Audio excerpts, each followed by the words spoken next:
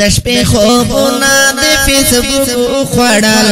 دشپې خوبونه د Facebook خوړل پنځه منځونه د Facebook خوړل دشپې خوبونه د Facebook خوړل دشپې خوبونه د Facebook خوړل پنځه منځونه د Facebook خوړل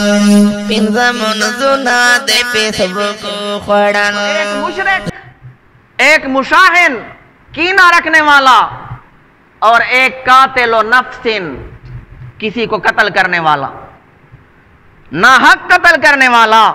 کسی کو ناحق قتل کرنا یہ بھی بہت بڑا گناہ ہے، گناہ کبیرہ ہے۔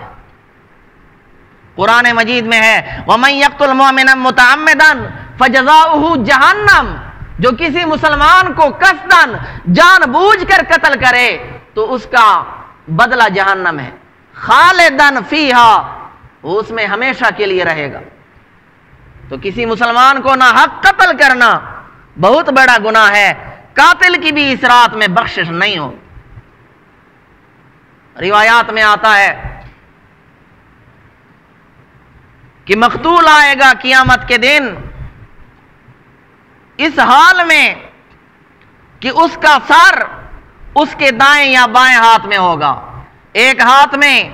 اپنے سر کو پکڑے ہوئے اور دوسرے ہاتھ میں قاتل کا ہاتھ پکڑے ہوئے